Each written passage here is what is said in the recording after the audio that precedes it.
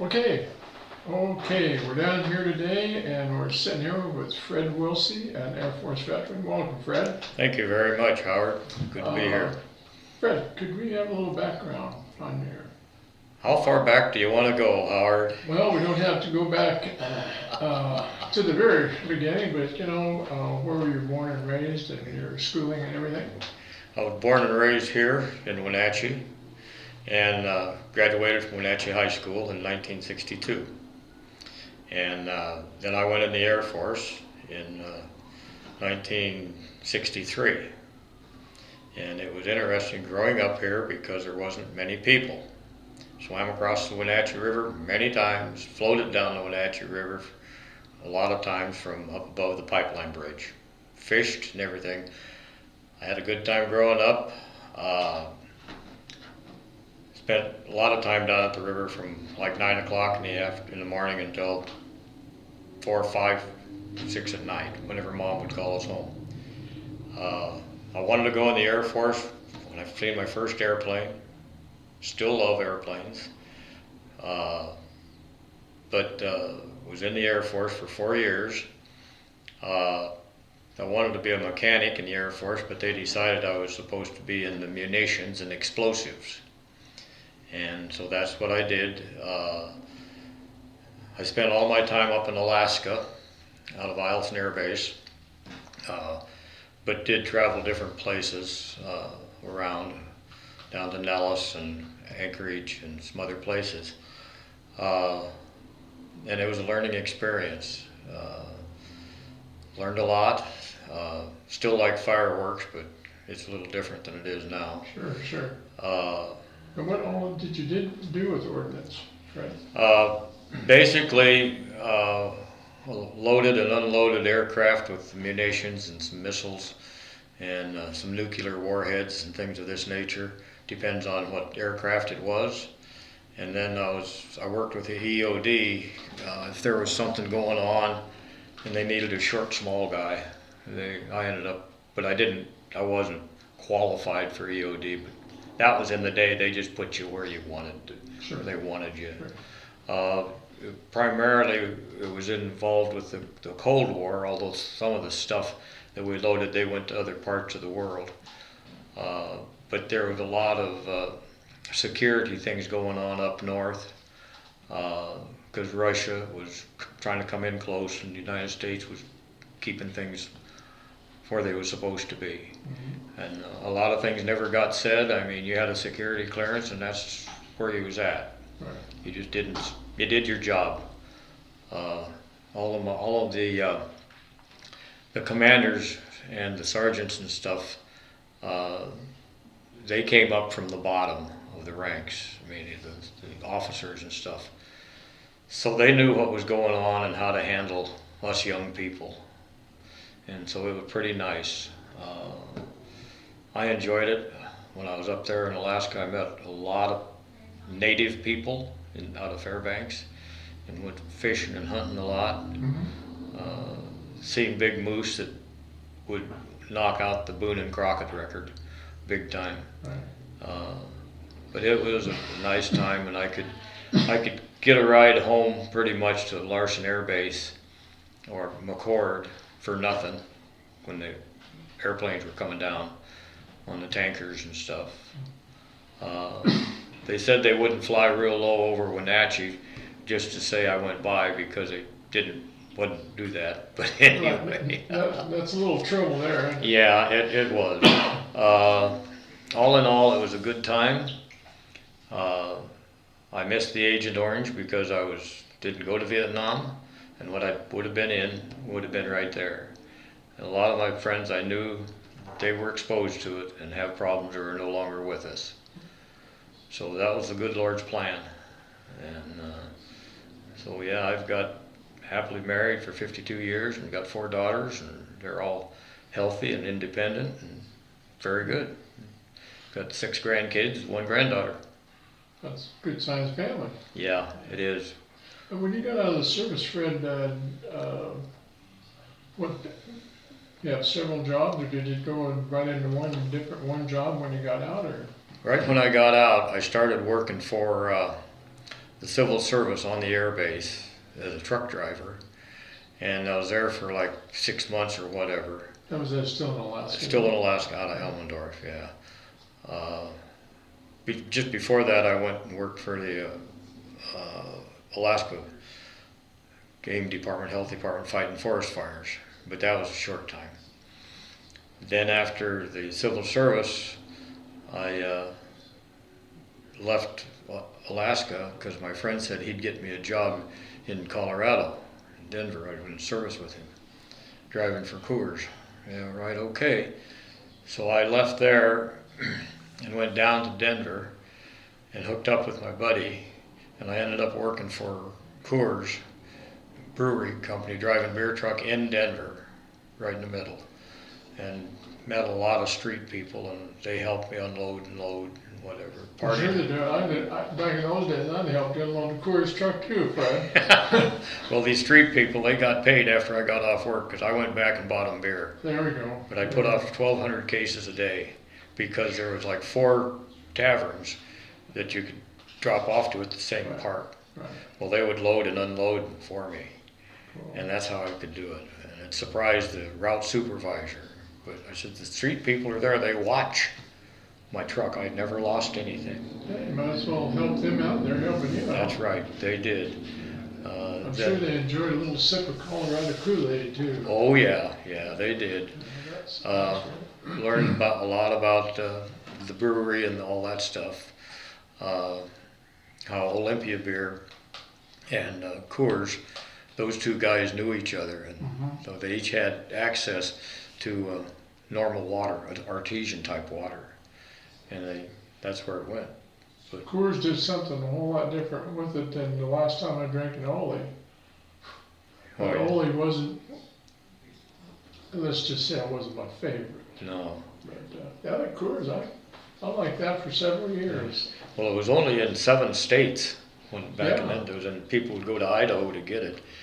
But it was a light beer before light beer became a thing, and we learned that through product knowledge every year. And they telling us light beer would go through your system quicker without getting you drunk. You'd buy more. Yeah, I don't know about that, but I'm sure it goes through your system quicker. Yeah. But, Then after that, I decided to come back up to about 2.5 years, whatever it was. I came back up to Wenatchee and was up here for a while working for Spee's Vinegar Company. Before that, it was I don't know, Western something or another, behind where Save Mart is now. Anyway, worked there as a truck driver. Then I went back to Colorado after working for Spee's. Then I worked for Treetop for a little tiny bit. Then I went back to Colorado to go to Colorado Aerotech because I wanted to be an airplane mechanic. And so I went down there, was all enrolled, was in there for working a full-time job for 8 hours at night, like from swing shift until graveyard. And then the other time was going to school. But I let alcohol and ladies get into my road. And basically I lost interest and couldn't do anything. Had to work. And went to work for a guy, K&J Feed and Livestock. And he's the same age as me, he's an Army veteran.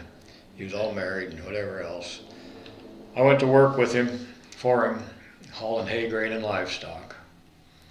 And I was a mechanic and could drive and handle cattle and hay and everything else because I grew up around them.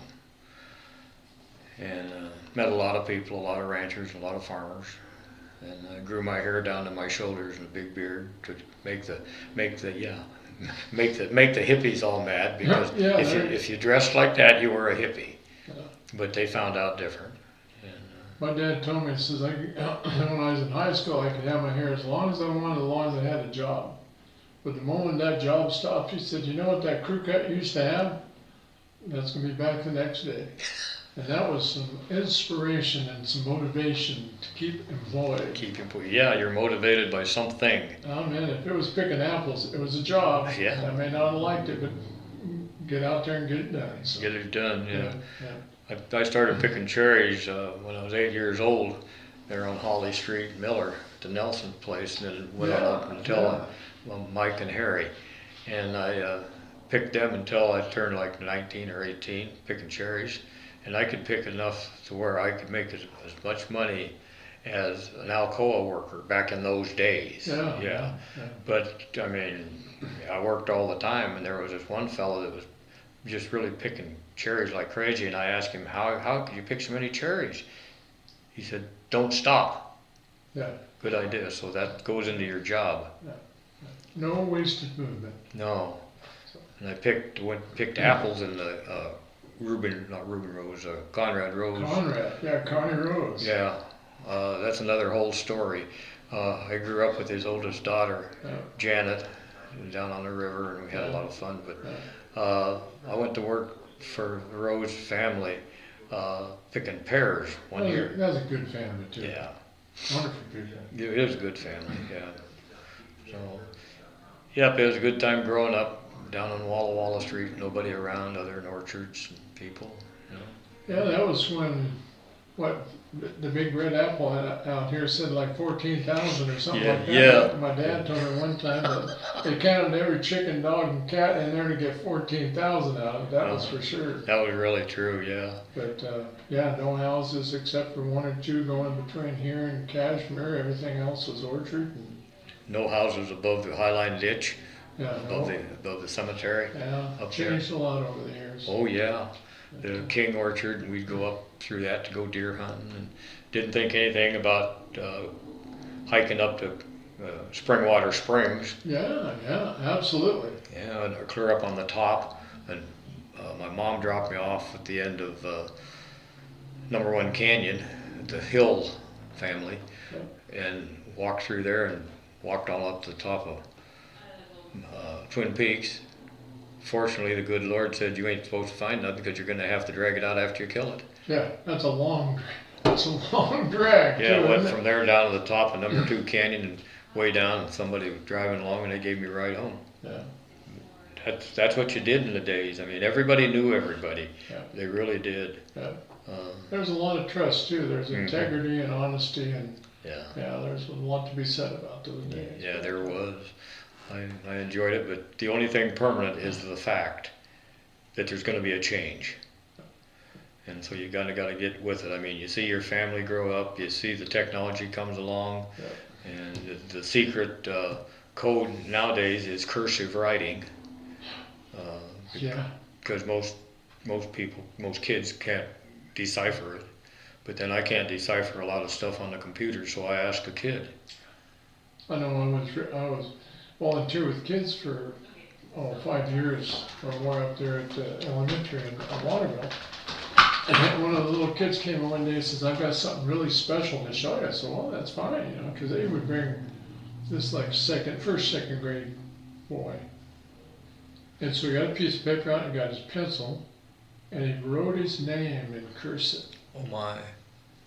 And he said, I've been practicing that. And he says, my grandmother said that I needed to know how to write my name. And she said, I didn't know what this was. I didn't know what cursive. He says, I thought cursing was saying bad words. I says, well, that is saying bad words, but this has nothing to do with that. And he was so thrilled that he could actually write his own name. I said, well, that is a... And he says, some of the other kids in there, they're going, how do you do that? They had no clue. Mm-hmm. But he said, we're all gonna learn, because the teacher said that she would help us if we wanted to. Really? If we wanted to learn how to write our name in cursive, and I don't know whether it was school approved or anything, but after a while, there was 2 or 3 of them, and they come in there proud to show me they could write their names. That's cool. That's cool. They can do that. It's just a basic little simple thing like that. It's so special. Well, it's like kids that can do math in their head. My youngest grandson, he did a math assignment. He's in 5th grade.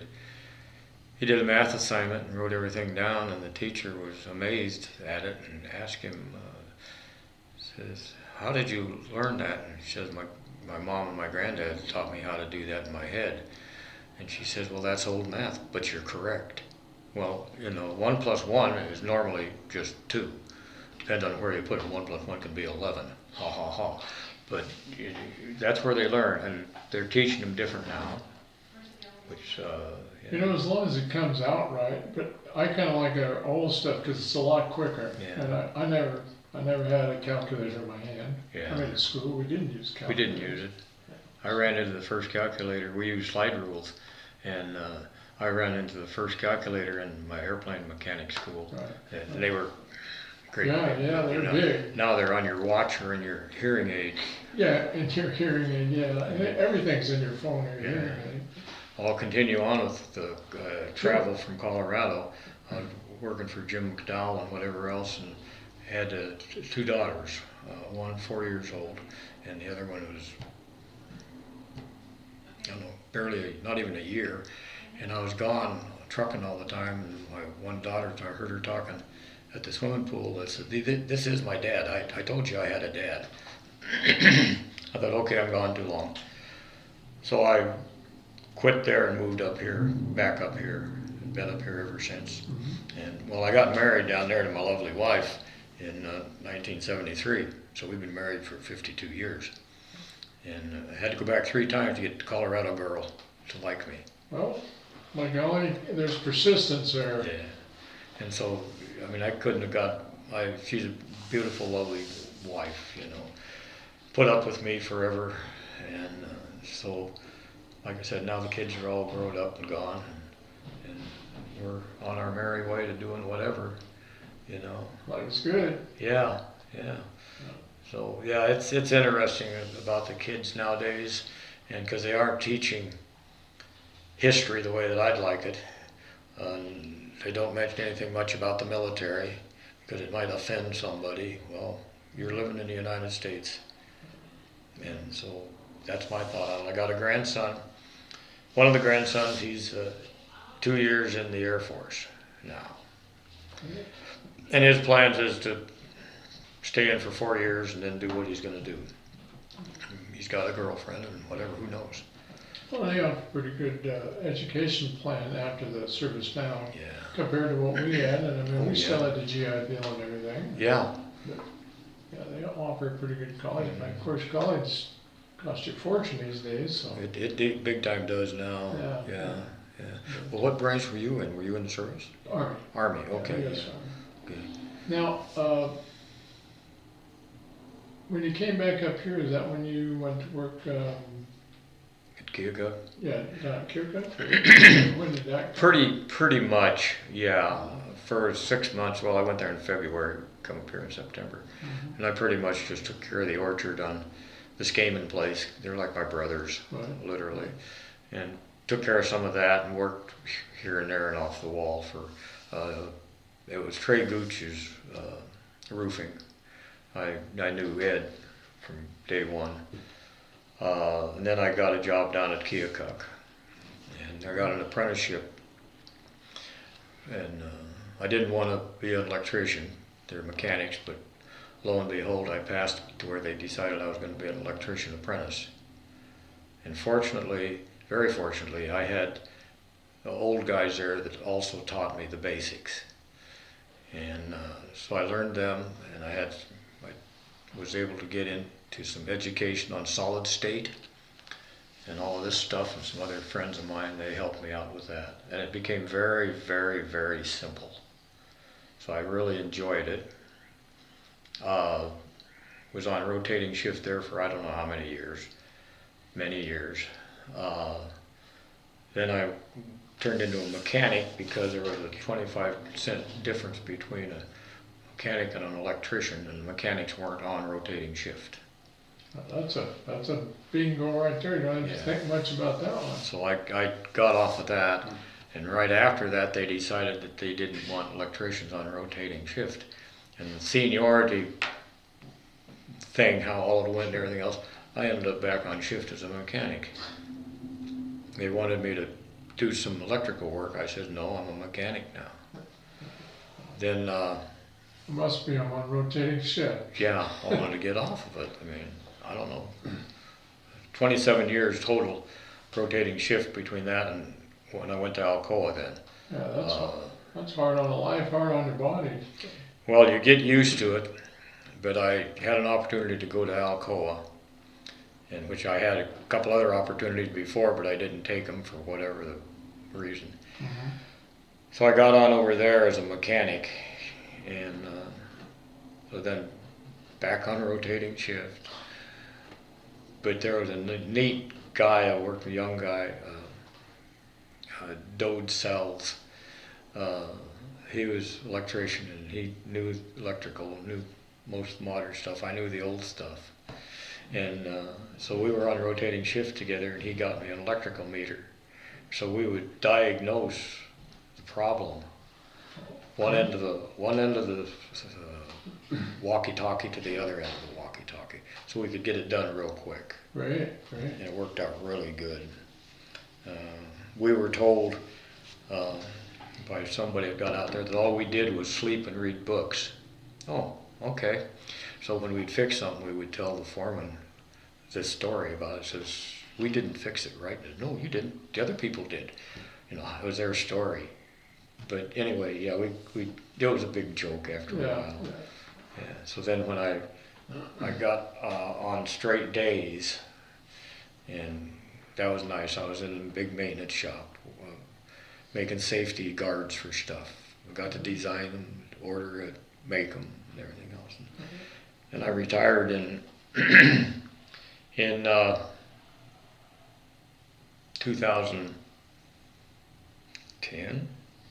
2013, I think it was, when I turned 70. That was enough. That was enough, yeah. But I had a heart attack, which my daughter, Devin, pretty much saved me. I ended up from Alcoa in the ER and was there and on the ER table. And I asked the doctor, why do you keep saying, wanting my name and phone number, address and all this and age? He asked me why. Did I ask that? I said, because everything's turning bright. Right then, Harold, I was walking down a dark corridor with stars up on top, but down at the end was it looked like a lava pool. And Devin's hands reached down and said, Dad, come back. You're in a good spot. I did. And so... More thankful for that. Yeah. So after that, I mean... Time to hang around and do some retirement. Yeah, I did. I mean, I was out of work for 5 weeks or whatever else. And enough is enough. Enough's enough. This is it, you know. But you used to work there at Uncle Al's in Keokuk between those two for quite a long while. Yeah, it was, let's see, 24 and 13, so it would be 27 years. 37 years. 37 years. Yeah, in the hot metals. That's plenty. Yeah. And so, like I said, the good Lord has a plan, and he says, okay, because they didn't have all the safety things that they think they got to have now. You had to have your brains on.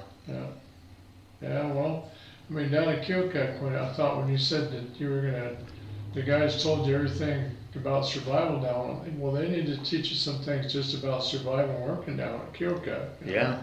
My dad used to tell me that. When I got out of the service, I spent 2 weeks down there digging pot with a jackhammer. And I think I knocked a piece in 2 weeks about as big as a basketball loose. Yeah. You know, that's after Hannah Right. bought it. Yeah, that's... And there was like 12 of us higher on, and none of us were left in 2 weeks. My dad was unhappy that I went down there. He said, that's got no future for you down there, boy. You need to find something else. Mm-hmm. And I never seen him so happy. Me quitting a job, which I never quit a job before, but quitting a job. He said, well, I'm glad. Even if you go working in the orchard, it's better than that place. He said, because you just don't have much of a longevity down there. No, you don't. And, you know, it wasn't long after that he was killed down there in the accident. But no, but the old guys down there, they were sure free to share their wisdom and their practical knowledge They were. with the young guys. Well, like SK or Steve Lancaster, Yeah. the electrician, and he taught me a lot about stuff, you know. And so I was always working on the high voltage stuff. And so Yeah, we're talking about some serious voltage. We're Oh, not yeah. talking about 220 or 4160. You're talking about the big stuff. yeah, big time, 17 and 1300, 13,000. Yeah. But Stuff as big as your arm coming into that Yeah. place. well, there was only so many volts going to the furnace, but there was a lot of amps. A lot of amps, Yeah. yeah. But Steve would say, okay, we're going to turn the furnace on now. And says, come here with me. So we'd sit down behind. They put in a new, when you were there, they had different controls for it. Well, then they made a control house Right. for it. But anyway, he said, come here, sit down behind that. I says, why are you sitting down there? He says, because if something blows up, we're safe. That's right, yeah, because back then, Yeah. well, there was a number of times when it did. Yeah. And people got hurt and killed down there because of it, so, Well, Bill Trout, yes. he was for the little things they poked in butlers. Yeah, And so anyway, it was on furnace number 4. They had it down doing some work on it, putting an electrode in it or whatever. And you put the tins around the bottom of it after. right. And so I went out there to work on it, and his arms were as long as this room is wide. And he grabbed me, and all that stuff fell in. If he hadn't grabbed me, I wouldn't have made it. Yeah. But that's how people walked out for you. Yeah, he knew what was going on. He was watching your back the whole time. That's right. That's right. That's how they did it in those days. It's, even at Alcoa, when I got there, people were watching out for each other. And they would tell me what was broke, where to get the parts, and how to fix it. And that wasn't the people in maintenance. That was the people that was making aluminum. Yeah. Because Everybody's working to that kind of a family because they took pride in what they were doing. That's right. Well, the silica plant and Alcoa and Wenatchee made the purest silicon and the purest aluminum of any of them because the guys knew how to make it. No. And so then the people from back east would come out and tell them how to do it, and they would follow them, and it would go downhill. But it is what it is now because Alcoa is pretty much leveled. Yeah, But silica plant is still there, the building wise, but nothing else is in there. there's nothing there. No, but yeah, it was in the days when people were there because they needed a job and they knew how to be safe. And they worked hard. And they worked hard. Yeah, they worked They really did. hard. Yeah. Well, So, Fred, is there anything else that you want to share? I mean, you've shared so much and your great experiences, different jobs, and I mean, from hauling Colorado Kool-Aid around to hauling cattle and working at the plant down there and all these other things. That's quite a life, you know. Well, And having a lovely bride. oh yeah. You know, I've been blessed for 51 years with the lady that I'm with, and Wow. so That's part of the reason why we're still here because we got good-looking ladies and they take care of us. yeah, for me that's probably the only reason why I'm here. She's been by me through some pretty serious illness, and Yeah. so I'm very blessed. So. Yes, we really are, Yeah. and it's really a pleasure hooking up with you. Yes, For after all so that, many years. I mean, I can tell you. Yeah, do you remember the ladybug on the First Baptist Church step? Absolutely, absolutely, yes, sir. That goes back years. So. But hey, we'll conclude our business here, and then Fred and I are going to have us a good old chat here about Yeah. the old days. Okay, well, it's good, Right. good doing this for you, and glad to help you. Hey, it's been a blessing. I enjoyed sitting down with you and having you come in and tell your story and supporting the project. You bet you. So thank you so much.